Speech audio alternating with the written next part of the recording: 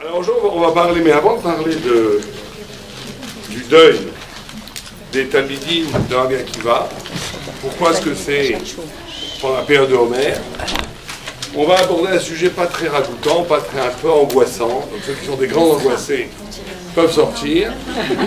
On va parler de la mort. Qu'est-ce qui se passe après la mort? Alors on vous rassure tout de suite. On vous rassure tout de suite dans la mesure où la Gemara nous dit que En Ain Rataba, que personne n'a pu voir, ne peut raconter ce qui s'est passé après la mort, bien qu'il y ait des Gemarotes où il y a eu Avzer à un moment donné qui a eu une crise cardiaque, qui est mort, qui a eu des étincelles sur le front. Et quand il est revenu à lui, au lieu de lui donner de l'eau, une verveine ou quelque chose de sucré, ils lui ont dit « Qu'est-ce que tu as vu ?» La première question qu'ils lui ont posée, « Qu'est-ce que tu as vu ?» Et il a dit « J'ai vu un monde renversé.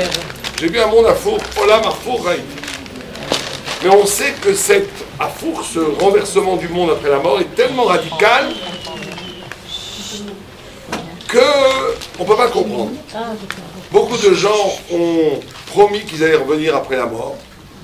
Des grands rabbinis, ils sont jamais revenus. Pourquoi? Parce que là-haut, quand on arrive là-haut, ça devient quelque chose de tellement radicalement autre que ça n'a plus aucun rapport avec le monde d'ici, que c'est presque plus intéressant. Il y a eu une exception, c'est le Ramban Nachmanide. Vous voyez, je me réanime. Le Nachmanide, qui avait un étudiant à lui qui était promu à être un grand d'Israël, un très grand d'Israël, un grand rabbin. Et il est mort très jeune, à 20 ans, et il en souffrait énormément. Comme c'était son maître, il est revenu le voir en rêve, et il lui a dit toutes ces questions, toute cette douleur, elle n'existe que dans ce monde d'ici-bas. Quand on arrive là-haut, il n'y a plus aucune question au point qu'on ne s'intéresse plus à ce qui se passe ici-bas. On ne s'intéresse plus à ce qui se passe ici-bas. Il y a une sorte de déconnexion. Donc, tout ce qu'on va dire, on ne peut pas vraiment savoir, puisque la Gemara elle-même dit qu'on n'a pas de perception. C'est comme un enfant dans le ventre de sa mère, il vit dans un univers où il n'y a pas d'air, où la nourriture vient par le tuyau, par le cordon ombilical, il n'y a pas aucune référence.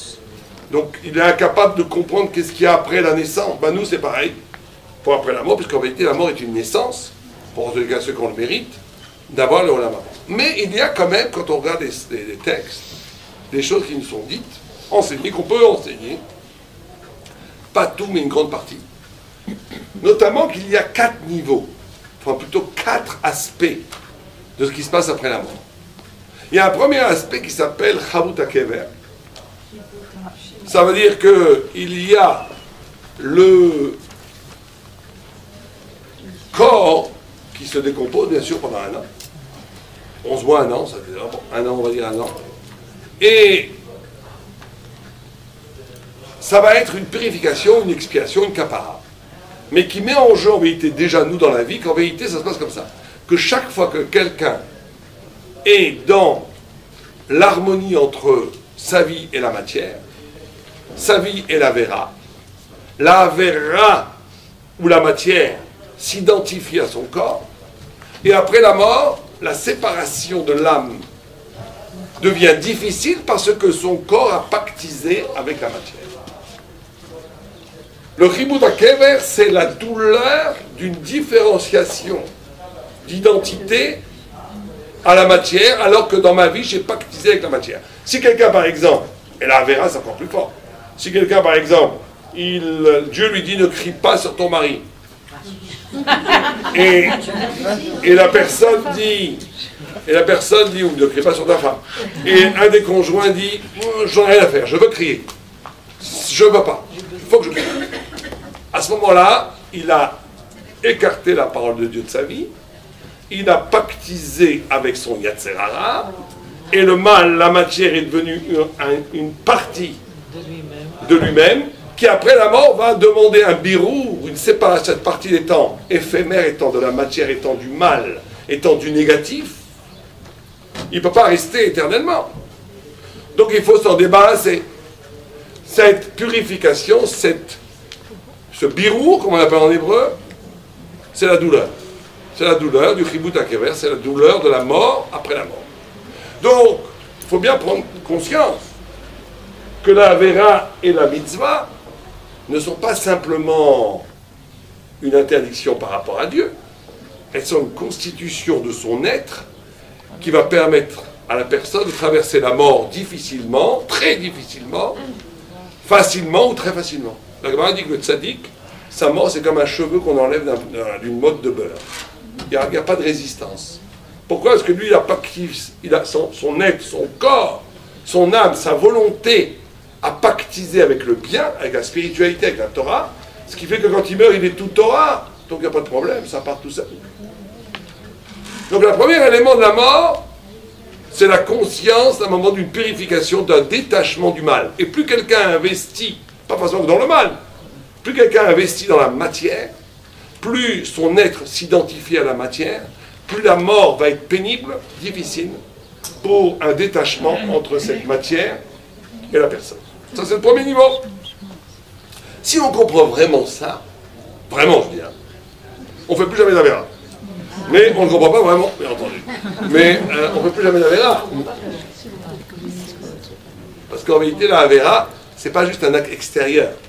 C'est une identification au mal qui porte son empreinte, son tatouage. Tout le travail du Satan, c'est de te faire briller quelque chose qui est mouse, quelque chose qui est dégoûtant. Mais il te le fait briller, il est très fort, très très fort. Parce qu'après la mort, tout ça c'est affreux. Les avérotes, c'est affreux. La shonara, les avérotes, c'est nul. Si je ne voulais pas être grossier, c'est puant. Mais ici, dans le monde ici, ça a l'air très beau. C'est comme ça.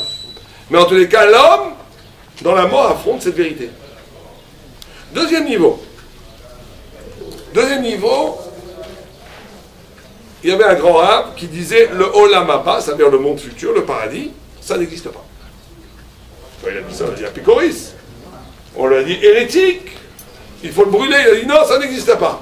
Pourquoi? Parce que le Olam Haba n'est pas un endroit. Ça, c'est les chrétiens, les païens, ou encore pire, les islamistes qui pensent qu'il y a, je ne sais pas ce qu'il y a là-haut, des horreurs, n'importe quoi. C'est-à-dire que si tu fais une projection matérialiste du Olam Haba, tu es dans le paganisme. Le Olam Haba, ce n'est pas un endroit. Ce n'est pas quelque chose qui existe comme un endroit. Ce n'est pas un lieu. Le Olam Haba, c'est quoi? C'est très simple.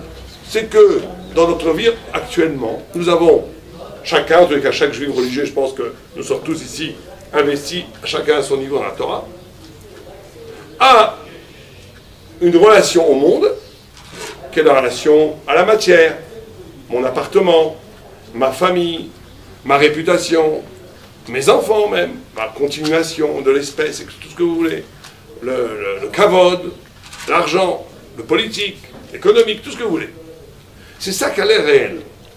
Ma vie intérieure, mon rapport à Dieu, mon rapport à la vérité, mes midot tovot, ou mes midot raot, toute mon intériorité, ma subjectivité profonde, c'est quelque chose d'abstrait qu'on ne voit pas, qui n'existe pas vraiment. On pourrait presque croire que c'est de l'ordre du... Il y a des chilonimes qui disent Dieu préserve, qui disent bon, ils parlent d'argent, ils disent passons maintenant aux choses sérieuses, l'argent, l'économie, le politique, ce qui se passe à la Knesset, c'est ça les choses sérieuses. Alors c'est les choses les plus idiotes au monde, mais c'est les choses sérieuses. Et les choses pas sérieuses, c'est la vie intérieure. Quand on meurt, la seule chose qui se passe, c'est que c'est un basculement, un renversement. Tout ce qui paraît ici, étanique, comme on dirait l'argent, l'immeuble, l'immobilier, le politique, l'agencement des sociétés, le monde, l'histoire, la nature, tout ça disparaît comme un nuage de fumée, ça n'existe pas vraiment. Aujourd'hui même la science a trouvé que le fond de l'être est vide. Quand la physique moderne a découvert qu'il n'y a pas vraiment de matière, que tout est énergie, que tout est rien. Il n'y a rien. C'est en vérité de la fumée. La seule chose qui reste, c'est ta Torah et tes midot et tes mitzvot, qui étaient pourtant en ce moment-ci imperceptibles. On ne les voit pas. Et bien la seule chose qui reste, et le Olam Haba, c'est ça. Le Olam Haba, c'est comment je suis intérieurement. Cette intériorité devient une objectivité, devient l'habitacle dans lequel je vais vivre éternellement. Donc, mes mitzvot, ma Torah, mes midot sont mon Olam Haba. Et le Gehinnom, l'enfer, c'est le manque à être. Dit le Midrash, c'est quoi le Midrash donne une image du Gehinnom, que vous avez des gens qui mangent à table, et quelqu'un qui a une fourchette et un couteau, et qui n'a rien dans son plat. C'est une drôle d'image, moi j'aurais mis des flammes, j'aurais mis des flammes, j'aurais pas mis quelqu'un qui a rien dans son plat. Non, c'est que c'est le manque à être. La plus grande, la joie, la délectation, la joie, c'est d'exister, vraiment, être conscient d'exister. C'est ça la joie. Quand on vit un moment de joie, c'est parce qu'on existe. Et quand on vit dans la tristesse, c'est parce qu'on est tout le temps pollué, colonisé, perturbé, envahi par toutes sortes de problèmes extérieurs qui n'ont aucun rapport avec ma vie, c'est des problèmes qui n'ont aucun rapport avec le sens de mon existence. C'est ça qui me rend triste. Quand je vis à un moment donné, c'est pour ça qu'on arrive à être joyeux dans des grands moments de mariage et tout, parce qu'enfin on touche un peu qu'on existe. Bon. Mais quelqu'un qui est un grand sadique, il est toujours joyeux, parce qu'il existe à chaque instant. Il se protège de tous les divertissements, de toutes les tracasseries qui rentrent dans son existence pour lui, comment dire vulgairement en hébreu, les balbel et amoar. Il veut être avec Hachem, il est avec lui, tout va bien, il est heureux. Donc quand on est après la mort, ce qui reste de la vie, c'est notre investissement dans la Torah, les midot tovot et les mitzvot, c'est tout. Et c'est ça le lieu d'habitat, c'est ça le lieu éternel. Et le Gehinnom, c'est d'habiter ce non-lieu. J'ai rien investi, j'ai investi que dans des ch'tiotes. Ben t'as rien. Mais comme l'âme, elle est à la soif de son être qui est perdu à jamais, ce manque, ça l'idée du feu, c'est l'idée du manque, l'idée que ça détruit ce qui devrait être.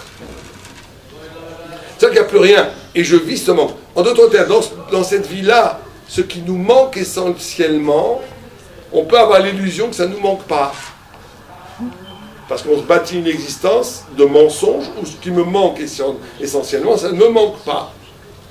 Après l'avant, c'est fini. Ce qui te manque essentiellement, et c'est le pire des Gehinnom.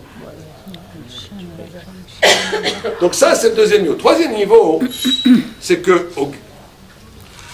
après la mort, cet espace, cet habitat, c'est nos Torah, mitzvot, midot tovot, mais on reçoit, la Gemara dit, Kol Atzadikim, Yoshvim, Ve'ateret Berosham, ils ont une couronne sur la tête, Ve'nehenim Miziv Ashchina, et ils jouissent de la splendeur divine.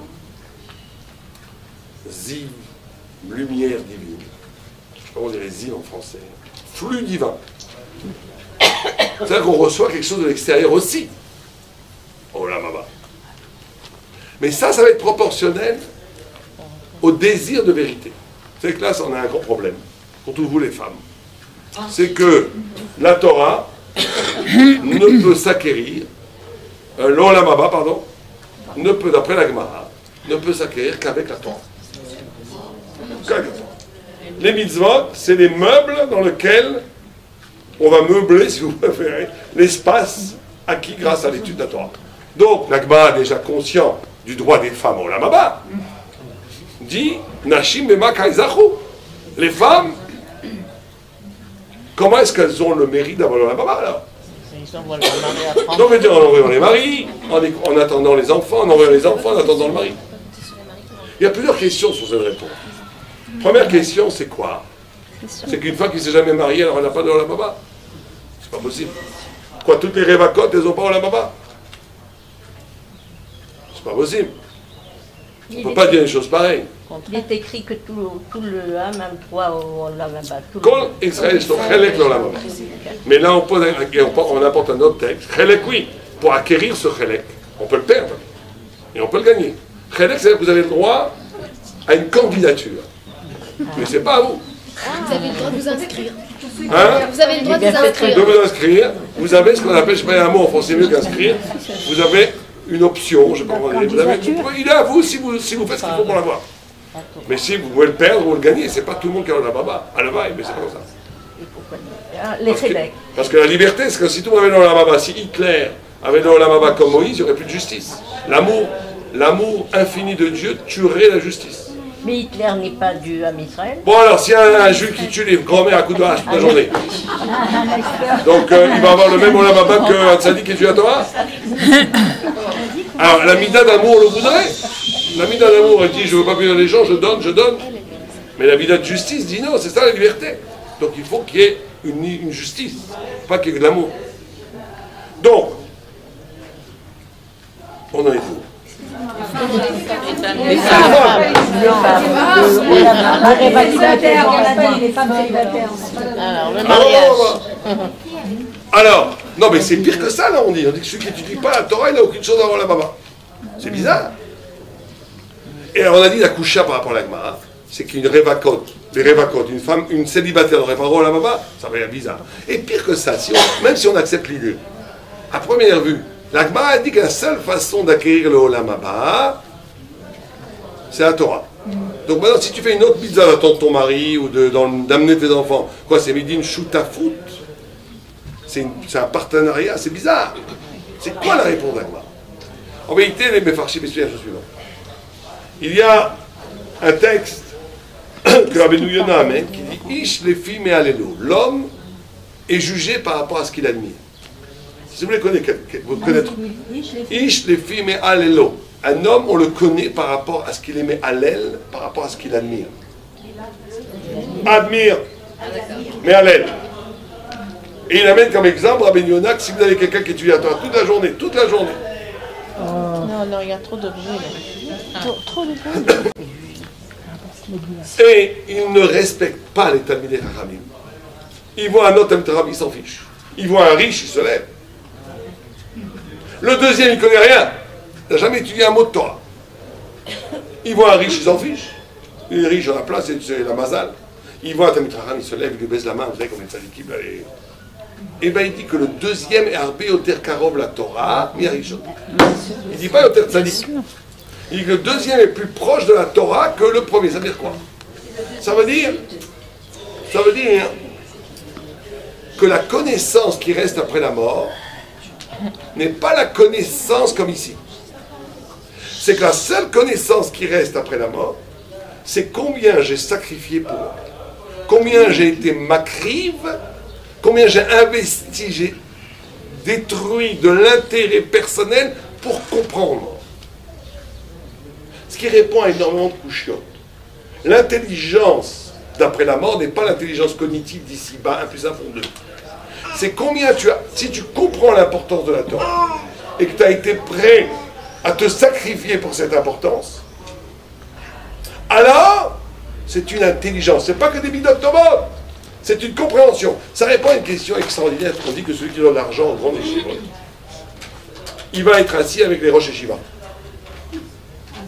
Alors une fois, moi j'ai dit, mais c'est une punition ça. Mettez quelqu'un qui joue au bridge toute la journée, au Sheshbesh, vous le mettez à côté du Chovetz Chaim, il va s'ennuyer, il va rien comprendre, comment dire, ça va être un calvaire, ça va être un guéhinam. Qu'est-ce qu'il va faire là-haut? Il préfère descendre de 3 comas, pas au guéhinam, mais sympa avec ses copains, jouer au bridge ou au Sheshbesh. Il n'a pas du tout à être avec le Razonich. Non, parce que s'il a donné de l'argent, il a compris. Personne ne donne de l'argent si tu n'as pas compris l'importance de la Torah. Ça veut dire que tu es mikbatel la Torah. Ça veut dire que tu as investi, ça veut dire que tu as sacrifié pour. Ça veut dire que tu comprends quand il arrive là-haut, ça devient un Talmid Chacham. Ça devient quelqu'un qui comprend. Chaque chose proportionnelle à son sacrifice. En d'autres termes, quelqu'un qui aura étudié la Torah toute la journée ici, mais qui n'a rien sacrifié pour, il a juste fait ça comme ça parce que c'était sa vie. Il arrive là-haut, il dit, monsieur, on ne vous connaît pas. Comment on ne vous connaît pas? Je suis Roche Collège, j'ai étudié toute ma vie, j'ai fait 3 fois de chasse. Oui, on voit effectivement, vous n'avez pas d'avérote. Mais on ne vous connaît pas, vous allez tourner dans le vide sidéral. Comment? Oh là. Ah oui, parce que vous avez...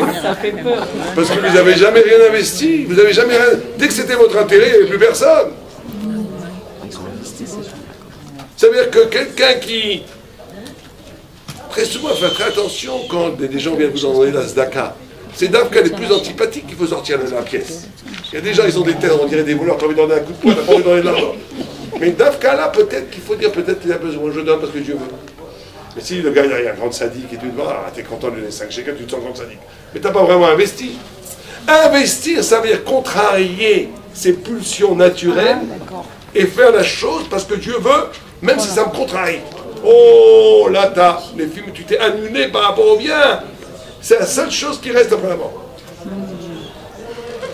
Ahish ne filme allélo.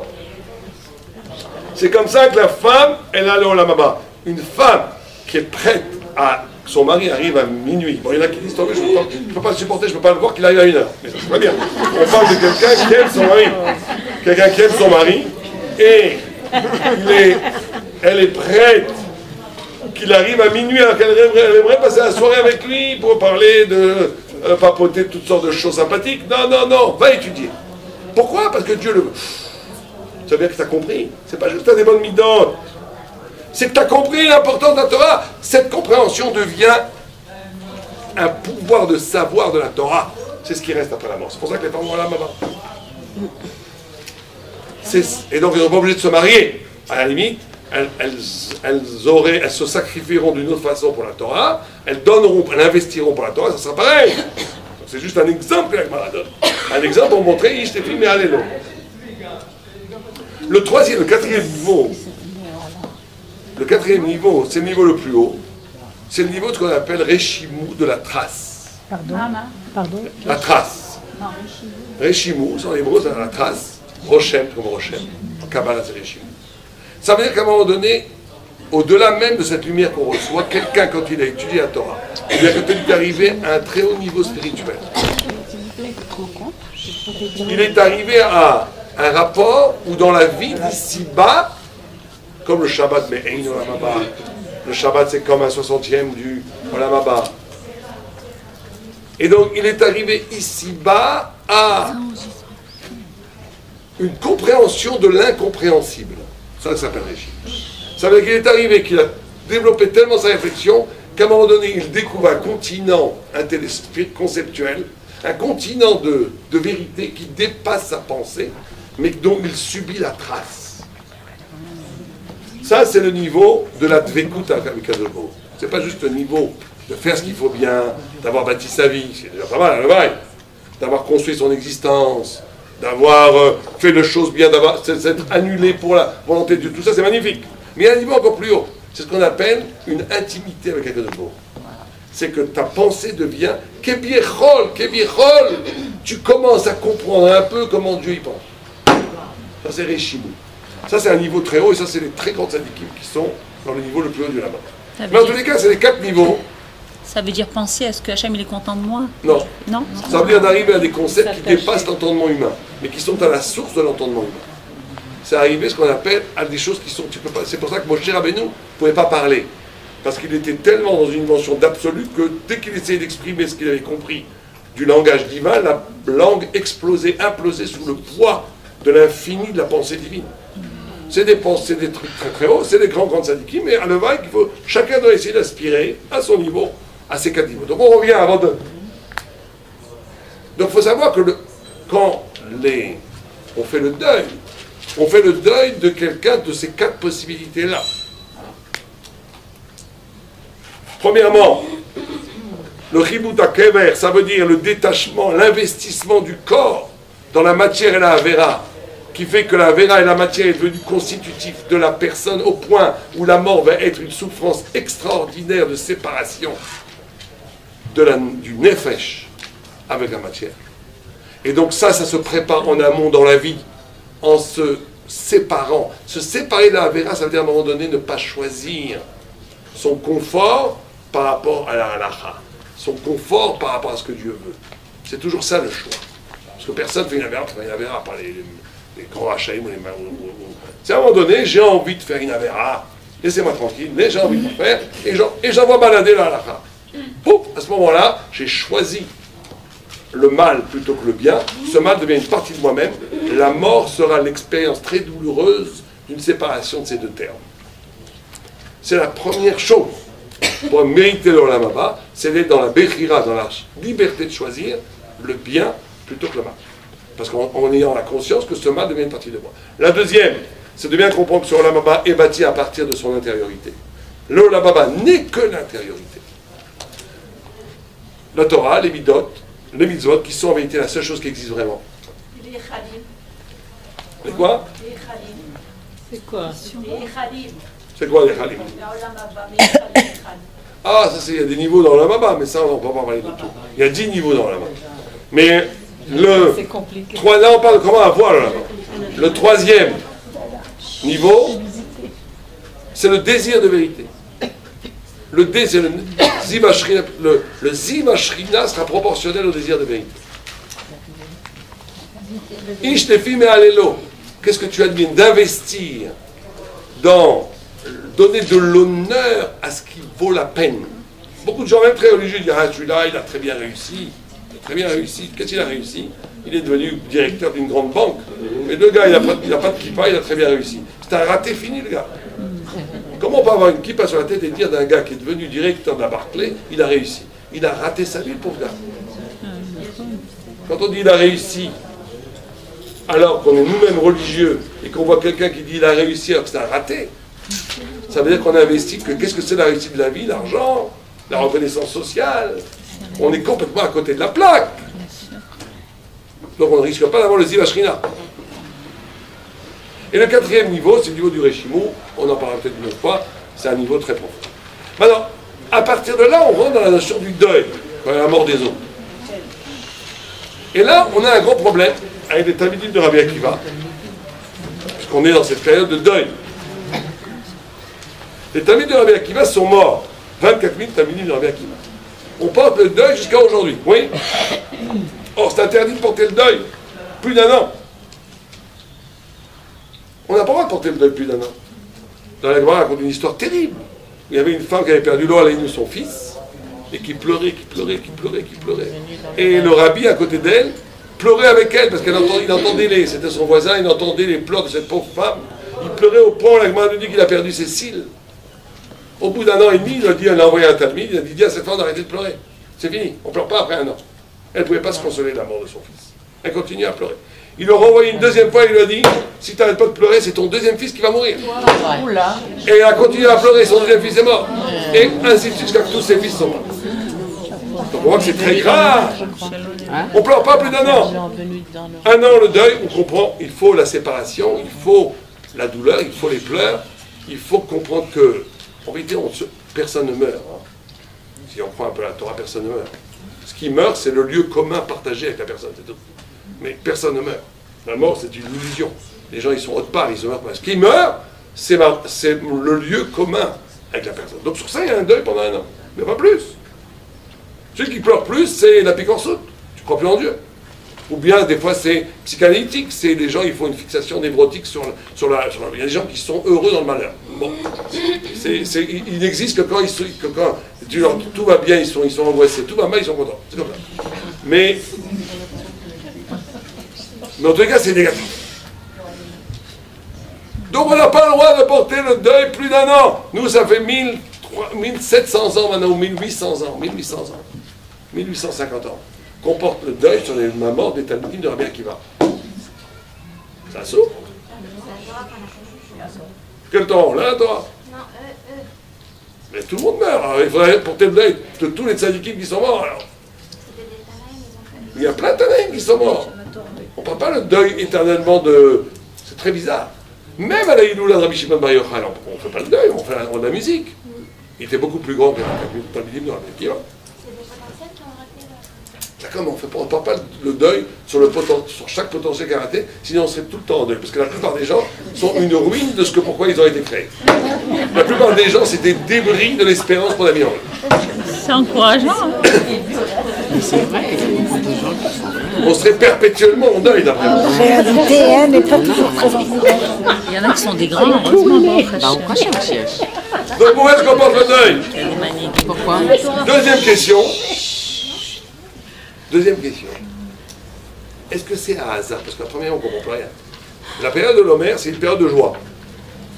Le Rambam, il dit qu'entre Pessah et Shavuot, c'est la période où on doit danser jour et nuit. Parce que chaque jour, on s'approche du mariage. Imaginez que vous devez vous marier avec... Vous êtes déjà marié, mais imaginez que quelqu'un doit se marier avec l'homme le plus fabuleux. Là, on parle de Dieu. Am Israël va épouser Dieu, ou plutôt Dieu va épouser Am Israël. Et chaque jour, on s'approche de la choupa. Chaque jour, on doit danser, sauter comme des papillons. On devrait être super joyeux. Et c'est comme ça qu'on devrait être. Dafka, Dieu, il a trouvé Dafka cette période pour faire mourir les Talmudim de Rabbi Akiva pour nous brouiller la joie. Là, ça, c'est pas normal. Il n'a pas pu attendre avant ou après qu'on puisse s'amuser maintenant et après bien pleurer. Mais là, il nous mélange les choses. Chatnez, Assour, Minator, on ne mélange pas normalement les choses.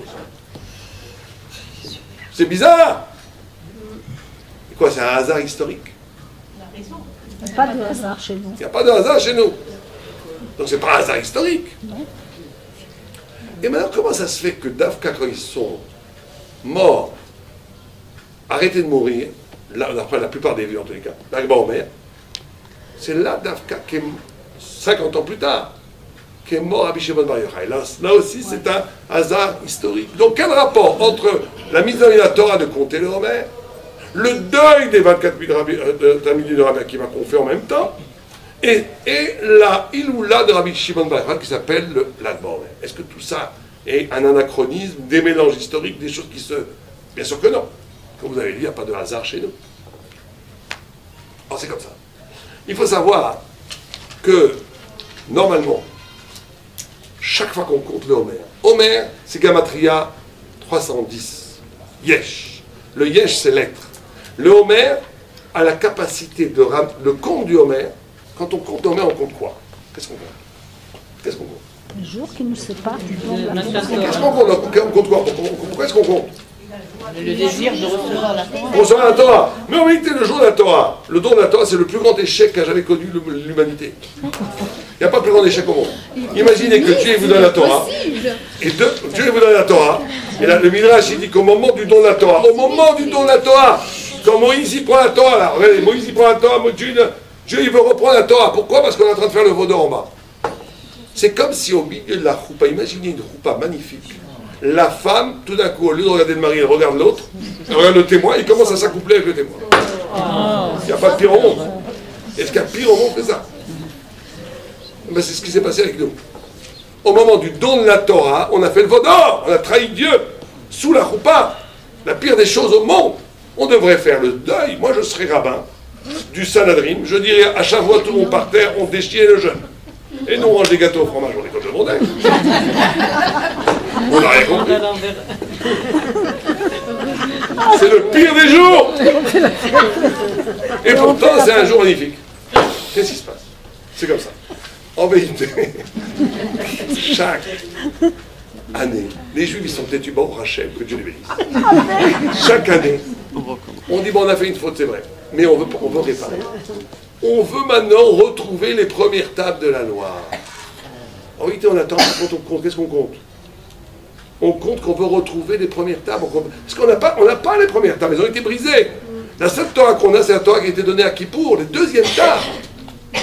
Donc qu'est-ce que c'est que ce don d'attendre? On l'a plus, le don d'attendre. Oui, on l'a. Parce que tant que tu as l'espoir de Metaken, tu n'as pas complètement perdu. C'est pareil dans les Shlombay. Tant qu'il y a de l'espoir que ça aille bien, c'est pas complètement perdu. C'est quand les gens ils y croient plus du tout que c'est la catastrophe. Mais tant qu'il y a de l'espoir, c'est pas grave, ils sont tous cassés, la vaisselle sur la... Il y a encore de l'espoir, ils essaient de Metaken. C'est possible. Donc, en réalité, pour être sérieux, c'est comme ça. Ah oui, mais il faut bien comprendre que c'est ça qu'on attend de nous. Quand tu comptes, tu dois dire « je veux réparer, arriver au niveau des premières tables de la loi ». Et la différence entre les premières tables de la loi et les deuxièmes tables de la loi, elle est très simple.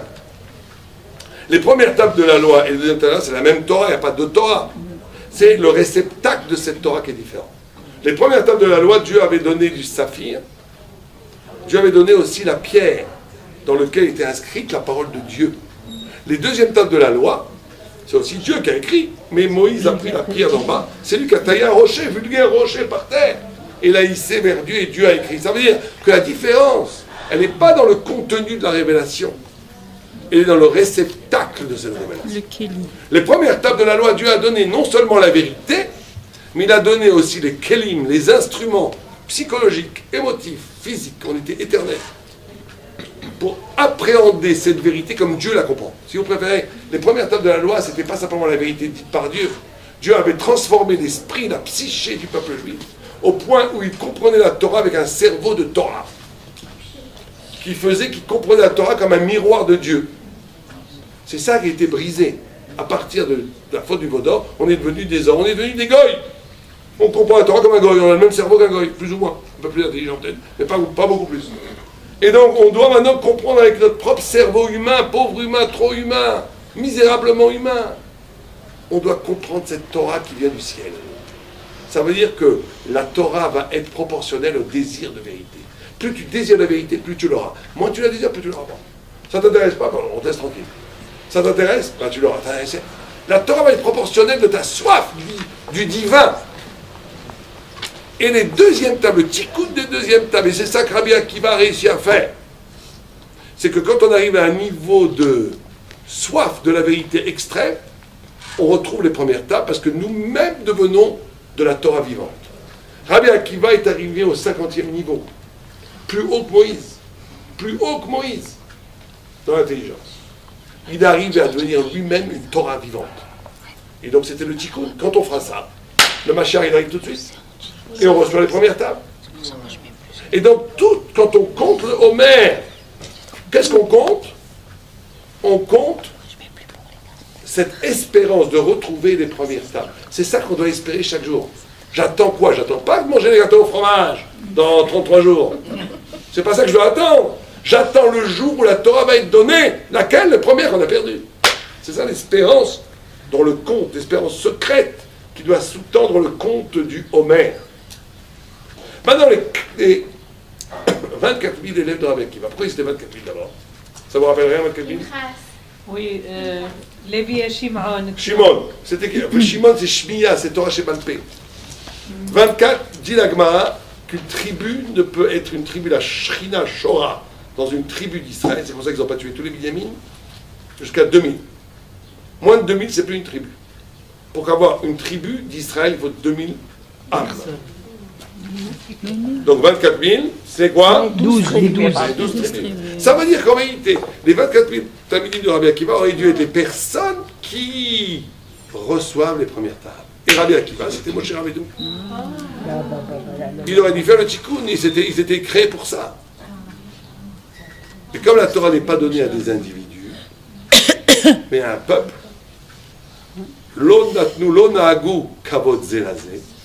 ils étaient des individus, ils ne donnaient pas assez de respect, c'était pas lev echad, am echad, lev echad. Ils n'étaient pas ensemble, ils sont tous morts. Fiasco total. Ils auraient dû recevoir, il leur manquait que le yichud. Et c'est sur ça qu'on porte le deuil. On porte le deuil sur quoi? Sur notre incapacité jusqu'à aujourd'hui de faire le yichud. Sur notre incapacité jusqu'à aujourd'hui d'être un peuple qui désire intensément la Torah au point où nous nous transformons nous-mêmes en Torah vivante, qui peut recevoir les premières tables de la loi et amener le Mashiach. C'est ça le deuil. On ne fait pas le deuil sur les Talmidim. Ils sont morts. On ne fait pas de deuil sur une personne après 12 mois, c'est interdit. C'est fini, ils sont morts, c'est très bien.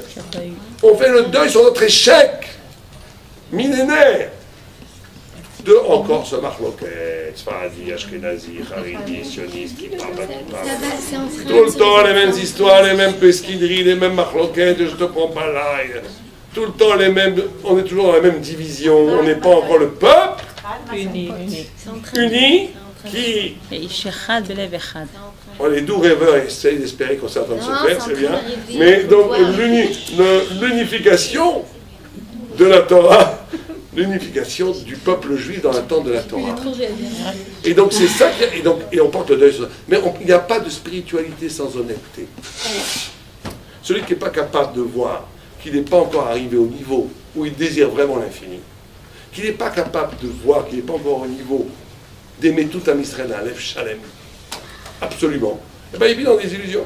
Et donc il est complètement à côté de la plaque, donc il est à côté du spirituel. Donc on te dit, avant tout, le deuil. Prends conscience de ton incapacité de désirer l'infini. Prends conscience de ton incapacité d'aimer tout un Israël d'un Lev Shalem. Peut-être en prenant conscience de cela, tu vas commencer à désirer un peu plus l'infini. Et peut-être en prenant conscience de ça, tu vas commencer à aimer un peu plus les autres. Et à partir de là, tu pourras arriver au tikkun qui fera, Bezat Hashem, venir le Mashiach et les Torahs des premières tables. Et c'est pour ça qu'on fait l'Ag Ba'omer, juste à cette époque. Parce que celui qui l'a fait, totalement, c'est Rabbi Shimon Bar Yochai. Et lui, il est arrivé aux premières tables. La Kabbalah, ce qu'il a révélé, c'est les premières tables. Il est arrivé à un niveau d'éblouissement spirituel. Il est arrivé à un niveau de compréhension de la Torah. C'est la Kabbalah qui nous a légué, qui sont les premières tables. Qui sont le niveau d'intelligence divine des premières tables. Et donc tous ces trois éléments sont intimement liés. Le conte de l'Homer, c'est l'espérance de retrouver les premières tables qui ont été perdues. Le yesh, ça veut dire la totalité. Le yesh, ça veut dire la totalité, la vérité totale. Là, le deuil qu'on porte sur Rabbi Akiva, ce n'est pas juste un hasard historique. c'est le deuil sur notre propre échec récurrent, millénaire, séculaire, de tout le temps reconduire les mêmes divisions, la même incapacité de pactiser avec le moment, l'éphémère, et de ne pas véritablement désirer la vérité, l'infini. Et donc, cette tikkun du désir et ce tikkun de l'amour est primordial pour espérer voir venir le Mashiach. Quand on dit « We want Mashiach-no » toute la journée, et qu'on attaque Rav Shach ou les millions de yeshivot, messieurs, vous allez nulle part. Quand vous « We want Mashiach-no », mais que ça soit que Lubavitch. Ou bien quand l'autre il dit « Parce qu'il sait Lubavitch, c'est pas soul », eh bien on reconduit les mêmes divisions qu'il y avait, les mêmes divisions. On est tous un peuple uni. Les mêmes divisions, je ne parle pas des nouvelles, je parle de ceux qui iraient comme ça. Donc, vous comprenez, c'est des exemples. Chaque juif, c'est un diamant. Et donc, d'être dans cette. de faire. Mais c'est très difficile. Parce que chacun qui vit dans un système, il a toujours l'impression que son système, c'est le meilleur système et que les autres systèmes ne sont pas vrais. Et il a peut-être raison, d'ailleurs. Mais donc, c'est là où il faut être capable de dire c'est vrai, il y a des systèmes, il y a des marches en côte, mais de toujours voir ce qui transcende les chiites, de voir que dans chaque juif, il y a le désir de Dieu, il y a la neshama qui est pure, il y a le besoin de vérité, et c'est ça qui doit faire des ponts entre les chiites. Et donc, et donc on comprend pourquoi le deuil s'est inscrit d'après dans ces jours de joie. Et on finit juste avec Rabbi Shimon Bar Yochai, parce que si c'était que l'échec perpétuel, on serait mal barré, on serait désespéré. On te dit voilà, il y en a un qui a réussi. Il y en a un qui a réussi. Il s'appelle comment? Rabbi Shimon Bar Yochai. Parce qu'il était ça, on dit qu'il est mort de l'incapacité des autres de le suivre. Il est arrivé à un niveau, il est mort par le dévoilement de la Torah elle-même. Lui, il était prêt, il était au niveau. Les autres ne l'ont pas suivi. Mais au moins, on sait que c'est possible. Grâce à Rabbi Shimon Bar Yochai, on sait que c'est possible. Sinon, on serait tous désespérés. Parce qu'on dirait depuis 2000 ans que ça dure, 3000 ans que ça dure, on aurait pu, 3500 ans que ça dure, on aurait pu dire que jamais on y arrivera. On ne peut pas aider Rabbi Shimon. C'est Rabbi Shimon Yochai qui l'a Omer et Niftar, et en entendant Niftar, il est arrivé à ce niveau des premières tables. Il est Niftar de l'élimination de la Torah elle-même. Parce qu'elle était plus chaillard de ce monde-là. C'est pour ça que c'est écrit dans le Zohar. Mais comment tirer les autres? Ben, chacun doit travailler sur lui. Sur ces deux notions-là. Désir de vérité et amour du prochain. Excusez-moi, mais pourquoi ce travail on Il y a une question là-haut qu'on voulait me poser. Non, c'était justement sur ça. Vous avez dit que c'était un tikkun. On n'entend pas. Et que Rabbi Shimon Bar Yochai, il a réussi. Oui, il a réussi. Ben, chacun réussit. Plus on est de sadique, plus on réussit. Les choses sont. Avant, tout était blanc et noir. Aujourd'hui, tout est gris. Ça veut dire que tout est proportionnel. Il y a des gris blancs, des gris noirs, des gris très foncés, des gris très clairs. Il y a des blancs totaux, des grandes sadiques. Chacun doit essayer un des pièges du Satan, c'est-à-dire si tu n'arrives à rien, si tu n'arrives pas à tout, tu n'arrives à rien. Non, tu dois essayer de travailler chacun à son niveau sur ces deux pôles qui sont le pôle de la Avodat Hashem. Après, c'est dans le Cheshbon Kali, c'est Dieu qui fait le Cheshbon Kali quand c'est le temps de venir le Mashiach. Oui. Dans cette même recherche de vérité et de perfection, pourquoi on a décrété une période de deuil? On pourrait le faire par au contraire une simcha. Non, parce que sans deuil, il n'y a pas d'honnêteté par rapport à notre échec, par rapport à notre manque. Quelqu'un qui passe par excès d'optimisme ou par besoin de joie ou par besoin de se sécuriser que tout va bien, donc il passe à côté aussi de l'essentiel du travail. L'essentiel du travail, c'est d'être capable de se regarder en face. Où j'en suis dans mon désir de vérité, où j'en suis dans mon amour pour les autres, où j'en suis dans mon investissement personnel par rapport aux valeurs de la Torah. Parce que véritablement, ce qui est central chez moi, c'est le Olam Haba, la vérité, la parole de Dieu, pas un petit peu aussi d'autres accommodements qui sont sympathiques aussi, la position sociale, le kavod, l'argent, le bonheur, la famille. Donc là, il faut être honnête, il faut travailler sur soi. Chacun, c'est très bien de se rendre compte que je ne suis pas 100%. T'en es où? 30, 10, 20, 40%. Ce qu'on appelle le Cheshbon HaNefesh. Les grands sadikim, ils tiennent un compte comme les épiciers. Vous savez, les épiciers, tous les jours, ils notent, vendu, perdu. Et ben, les sadikim, ils ont un livre qui s'appelle le Cheshbon HaNefesh. Tous les jours, La Shona, aujourd'hui le Satan il m'a eu à 10h09. Mitzvah, aujourd'hui j'ai bien étudié. Tac, tac, tac. Bon, alors ça veut dire qu'il faut travailler sur ça aujourd'hui. Et celui qui ne fait pas ça, c'est pas très sérieux. Dans le Tikkun Amidot, si tu es sérieux, tu travailles. Si tu travailles, tu es clairvoyant. Si tu es clairvoyant, tu te regardes en face. Tu te regardes en face, tu vois où ça va, où ça va. Donc il faut du deuil. Bien, Molto. Merci.